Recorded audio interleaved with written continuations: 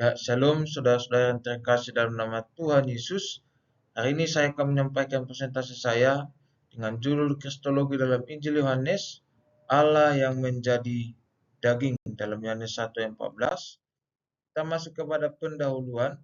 Kristologi dalam Injil Yohanes merupakan kajian yang menitik beratkan pada pengenalan pribadi Yesus Kristus sebagai firman yang pada mulanya bersama Allah dan Allah itu sendiri. Yohanes 1 ayat 1. Injil ini secara khas menegaskan doktrin inkarnasi, yaitu firman atau logos yang menjadi daging dan tinggal di antara manusia.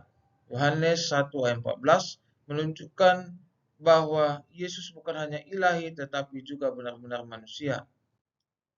Kita masuk kepada latar belakang. Injil Yohanes ditulis sekitar tahun 90-an Masehi, kemungkinan di Efesus oleh Yohanes bin Zebedeus, salah satu dari 12 murid Yesus dan yang dikenal sebagai murid yang dikasihi Yesus dalam Yohanes 13 ayat 23. Penulisan Injil ini berlangsung pada masa ketika jemaat Kristen mula-mula, terutama yang berasal dari kalangan Yahudi, menghadapi tekanan dan tantangan dari pihak sinagog Yahudi yang berusaha mengusir orang Kristen dari ibadah mereka. Injil ini dibuat untuk memperkuat iman orang Kristen agar mereka tetap teguh dalam iman mereka dan juga sebagai sarana penginjilan kepada orang-orang Yahudi di sekitarnya. Nah, masuk kepada Logos sebagai pribadi ilahi, Yohanes 1 ayat 1 sampai 5. Logos dalam Yohanes 1 sampai 5 dipahami sebagai pribadi Allah yang kekal dan praksis, yakni firman atau logos yang ada pada mulanya bersama Allah dan Allah itu sendiri. Yohanes menegaskan bahwa logos ini bukan ciptaan atau makhluk, melainkan pribadi ilahi yang satu dengan Allah Bapa yang turut serta dalam penciptaan segala sesuatu. Logos ini kemudian menjadi manusia, yaitu Yesus Kristus yang menyatakan kemuliaan Allah kepada manusia dalam kitab Yohanes 1 ayat 1 dan 14. Inkarnasi, firman Allah yang menjadi daging.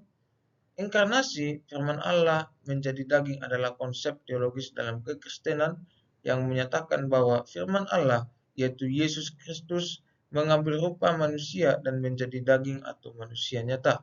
Istilah inkarnasi berasal dari bahasa Latin incarn yang berarti menjadi daging. Kita masuk kepada gelar-gelar ilahi dalam Injil Yohanes.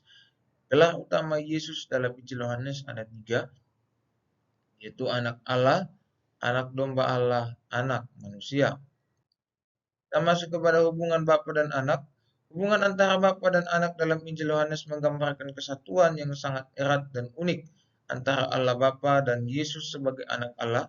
Yesus disebut anak Allah bukan secara biologis, tetapi secara teologis, menunjukkan statusnya yang unik dan kekal. Kita masuk kepada inkarnasi dan keselamatan.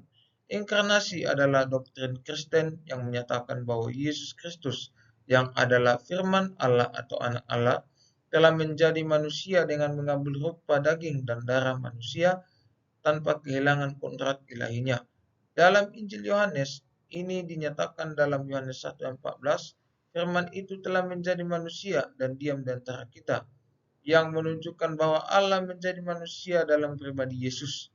Yesus bukan hanya manusia biasa, tetapi sepenuhnya Allah dan sepenuhnya manusia sekaligus, dua kodrat yang berbeda dalam satu pribadi. Kita masuk kepada tujuan soteriologis inkarnasi dalam Kristologi Yohanes.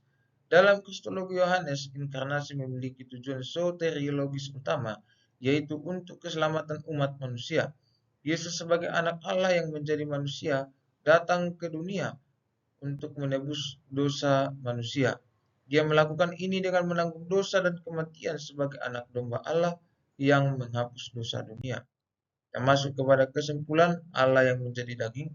Kesimpulan dari doktrin Allah yang menjadi daging dalam Injil Yohanes ini adalah bahwa Yesus Kristus adalah firman Allah yang kekal, yang sejak kekekalan bersama-sama dengan Allah Bapa, dan pada saatnya datang ke dunia, firman itu menjadi manusia, Yohanes 1 ayat 1 dan 14, artinya Allah yang transenden dan tidak terbatas mengambil rupa manusia secara nyata, sekaligus mempertahankan keilahiannya tanpa dosa. Sekian presentasi saya. Tuhan Yesus memberkati. Shalom.